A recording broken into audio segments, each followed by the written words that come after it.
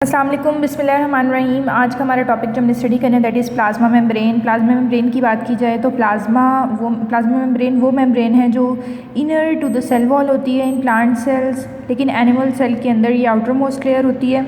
इसके अलावा हर तरह के बैक्टीरियल सेल, फंजाई सेल में, एनिमल सेल में, हर तरह के सेल्स में प्लाज्मा मेम्ब्रेन हमारे पास मौजूद होती है।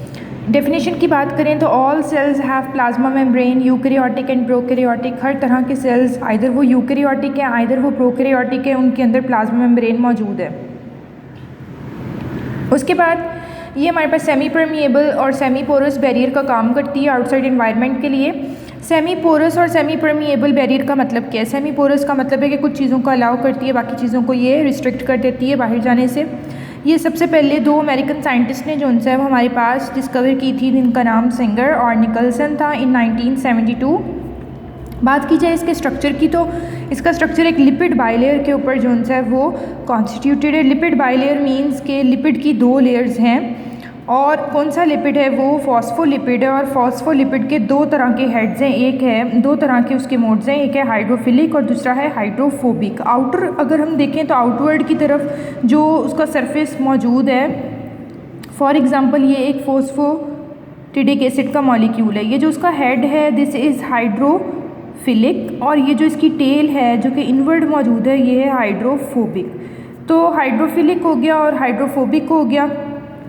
उसके बाद आ जाते हैं collection of proteins on the surface. इसकी सरफेस के ऊपर प्रोटीन्स मौजूद होते हैं। अगर हम बात करें यूकैरियोट्स की तो यूकैरियोट्स की मेम्ब्रेन के अंदर कोलेस्ट्रॉल मौजूद होता है। ये कोलेस्ट्रॉल क्या करता है, उनकी मेम्ब्रेन को लो टेम्परेचर के अंदर भी उनकी फ्लूइडिटी को मेंटेन रखता है, उनके अंदर किसी तौर पे भी फ्रोजिंग का फिनोमिना जो है वो परफॉर्म नहीं होता यानी सेल मेम्ब्रेन फ्रीज नहीं होती है। आगे चलें तो प्रोटीन जो उनसे हैं वो सरफेस के ऊपर फ्लोट करते हैं। अब वो जो प्रोटीन सरफेस के ऊपर फ्लोट करते हैं, यहाँ पे बड़ा इंपॉर्टेंट क्वेश्चन है कि उनकी हमें टाइप्स बताएं कि किस तरह के प्रोटीन्स हैं जो कि सरफेस पे फ्लोट करते हैं। तो टाइप्स में देखा जाए तो कुछ वो प्रोटीन्स हैं जो कि सरफेस के साथ एडेयर कर जाते हैं, कुछ वो प्रोटीन्स हैं जो कि ट्रांसपोर्ट करते हैं सब्सटेंसेस को, कुछ वो प्रोटीन्स हैं जो कि साइटोस्केलेटन के साथ अटैचमेंट प्रोवाइड करते हैं, इनको हम एंकरिंग प्रोटीन्स भी कह सकते हैं। कुछ वो प्रोटीन्स हैं जो कि शुगर और प्रोटीन के साथ अटैच हो जाएंगे और आइडेंटिफिकेशन का जो उनसे है वो फिनोमिना परफॉर्म करेंगे। उसके बाद आ जाते हैं रिसेप्टर्स। रिसेप्टर्स क्या करते हैं, बाइंड करते हैं मॉलिक्यूल्स के साथ और सिग्नल्स को ट्रांसमिट करते हैं। जो प्रोटीन्स रिसेप्टर की तरह काम करेंगे वो हमारे सिग्नल्स को ट्रांसमिट करने की जो उनसे वो ट्रांसमिट करने में हेल्प करेंगे। उसके बाद एंजाइम्स की बात की जाए तो एंजाइम्स के तौर पे भी कुछ प्रोटीन्स वर्क करते हैं, यानी वो सबस्ट्रेट को कन्वर्ट कर देंगे प्रोडक्ट के अंदर और खुद वो जो सा है वो चेंज रिलीज़ हो जाएंगे। अगर अब हम लोग ओवरऑल प्रोटीन्स की बात करें जो कि सरफेस के ऊपर फ्लोट करते हैं तो हम एडहेरिंग प्रोटीन्स कह सकते हैं, हम ट्रांसपोर्ट प्रोटीन्स कह सकते हैं, हम एंकरिंग प्रोटीन्स कह सकते हैं, हम सिग्नलिंग प्रोटीन्स कह सकते हैं, आइडेंटिफिकेशन प्रोटीन्स कह सकते हैं, हम सिग्नलिंग प्रोटीन्स कह सकते हैं, हम एंजाइमेटिक प्रोटीन्स कह सकते हैं। इसके फ़ौरन बाद अगर हम बात करें, ये था सेल का इनर सरफेस एरिया के अंदर की तरफ ये मौजूद है। अगर हम लोग आउटर सरफेस की बात करें तो सेल मेम्ब्रेन की जो आउटर सरफेस है उसमें जो शुगर्स हैं वो बॉन्ड हुई हुई हैं प्रोटीन्स के साथ और लिपिड्स के साथ। ग्लाइकोप्रोटीन और ग्लाइकोलिपिड्स मौजूद हैं। हमने ग्लाइकोप्रोटीन और ग्लाइकोलिपिड के बारे में पढ़ा हुआ है कि जो ग्लाइकोप्रोटीन और ग्लाइकोलिपिड हैं ये कॉन्जुगेटेड मॉलिक्यूल्स हैं। जब दो तरह के पेरेंट मॉलिक्यूल्स मिलते हैं, जैसे प्रोटीन और लिपिड मिलेगा तो ये बनेगा लिपोप्रोटीन। इसी तरह से अगर कार्बोहाइड्रेट और लिपिड मिलेगा तो ग्लाइकोलिपिड बनेगा, और अगर कार्बोहाइड्रेट और प्रोटीन मिलेगा तो ग्लाइकोप्रोटीन बनेगा। इन दोनों को मिलाकर हम लोग क्या कहते हैं, ग्लाइकोकैलिक्स कहते हैं, जो कि आइडेंटिफिकेशन का काम करते हैं प्रोटीन के अंदर।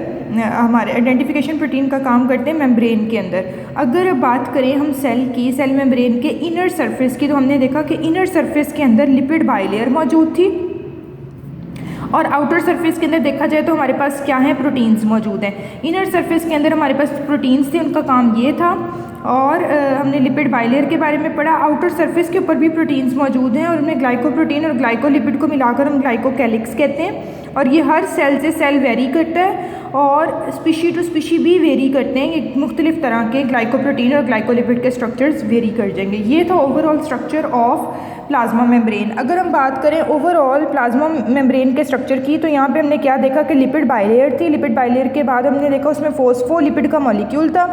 फोस्फोलिपिड का मॉलिक्यूल जो था ये फॉस्फोरस पे कॉन्स्टिट्यूटेड होता है और इसको हम डेरिवेटिव ऑफ फॉस्फेटिडिक एसिड भी बोलते हैं। ये हाइड्रोफिलिक भी हो सकता है, ये हाइड्रोफोबिक भी हो सकता है। हाइड्रोफोबिक होगा तो वो इनवर्ड होगा, हाइड्रोफिलिक होगा तो आउटवर्ड होगा। अब हाइड्रोफिलिक वाटर लविंग होते हैं, हाइड्रोफोबिक वाटर फोबिक होते हैं, यानी इनको वाटर फियर होता है, ये वाटर सॉल्युबल नहीं होते।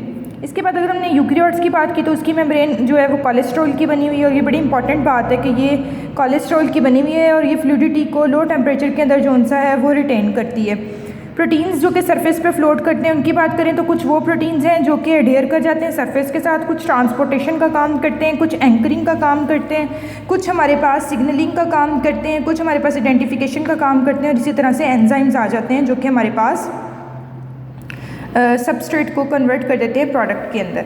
ये तमाम सब पढ़ने के बाद हमने पढ़ा कि आउटसाइड ऑफ द मेम्ब्रेन हमारे पास शुगर्स हैं जो कि प्रोटीन के साथ बाउंडेड है। फिर हमने ग्लाइकोप्रोटीन और ग्लाइकोलिपिड का एक कॉन्जुगेटेड स्ट्रक्चर पढ़ा जिसको हम ग्लाइकोकैलिक्स बोलते हैं, जो आइडेंटिफिकेशन का काम करते हैं, और ये हर स्पीशी और हर सेल में वेरी करता है, डिफरेंट होता जाता है। ये कुछ डायग्राम्स हैं जो कि हमारे पास ट्रांसपोर्ट सब्सटेंसेस को ये शो करवा रही है, इस तरह से साइटोस्केलेटन की अटैचमेंट को यानी एंकरिंग को ये शो करवा रही है, एक्स्ट्रा सेलुलर स्पेस को ये शो करवा रही है, रिसेप्टर साइड पे ये है, और एंजाइम के लिए ये डायग्राम मौजूद है।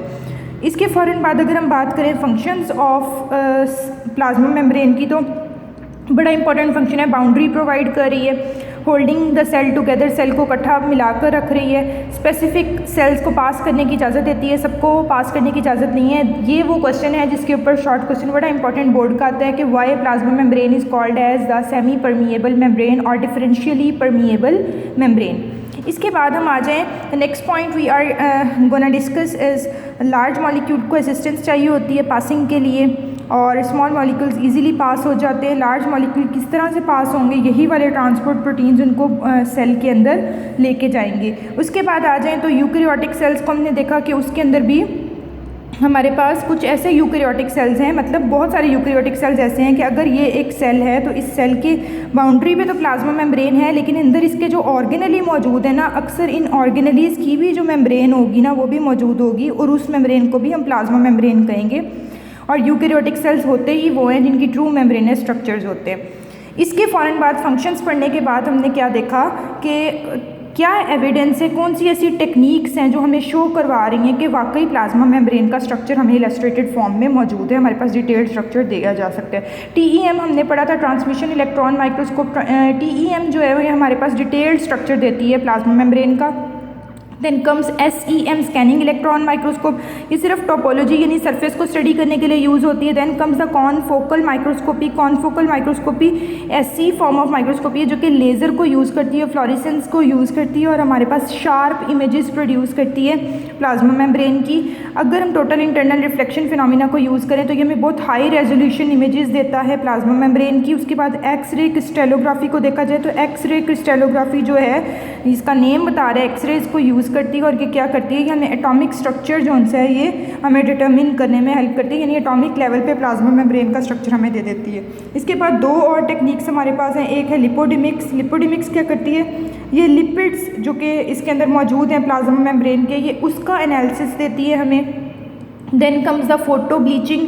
फोटो ब्लीचिंग एक ऐसा फिनोमेना जो कि फ्लोरेसेंस प्रोड्यूस करके स्टेनिंग को रिमूव करके जो प्रोटीन्स मौजूद हैं, ये तरह तरह की जो हमने प्रोटीन्स पढ़ी हैं, इन प्रोटीन्स को जो सा है उसकी मोबिलिटी को यानी उसके लाइव मूवमेंट को जो है ना वो हमें एक ओवरव्यू देता है। तो हमने इसमें क्या स्टडी किया कि टेक्निक्स पढ़ी, जिसमें हमने ट्रांसमिशन इलेक्ट्रॉन माइक्रोस्कोप पढ़ी, सरफेस इलेक्ट्रॉन माइक्रोस्कोप पढ़ी, कॉनफोकल माइक्रोस्कोपी पढ़ी, टोटल इंटरनल रिफ्लेक्शन पढ़ी, एक्सरे क्रिस्टेलोग्राफी पढ़ी, एंड देन हमने लिपोडिमिक्स पढ़ी और फोटो ब्लीचिंग फिनोमिना पढ़ा।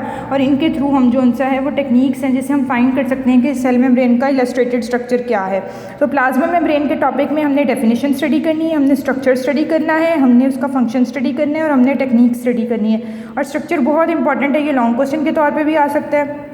फंक्शन हम लोग लॉन्ग के तौर पे भी कर सकते हैं, शॉर्ट के तौर पे भी, और ये लास्ट पास्ट पेपर्स में हमारे पास ये एक लॉन्ग क्वेश्चन हुआ करता था, लेकिन न्यू करिकुलम में हमें नहीं पता कि ऐसा शॉर्ट भी आ सकता है और लॉन्ग भी। मगर ये जो टाइप्स ऑफ प्रोटीन्स हैं ये बहुत इंपॉर्टेंट हैं, इसको हम लोग उनको अच्छे तरीके से याद करना है ताकि ये लॉन्ग के लिए प्रिपेयर हो जाएँ।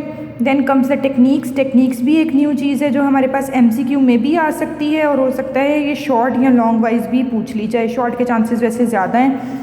तो ये हमारे पास एक ओवरव्यू था। नेक्स्ट टॉपिक में इंशाल्लाह हम नेक्स्ट स्टडी करेंगे। Thank you so much. अल्लाह हाफ़िज़।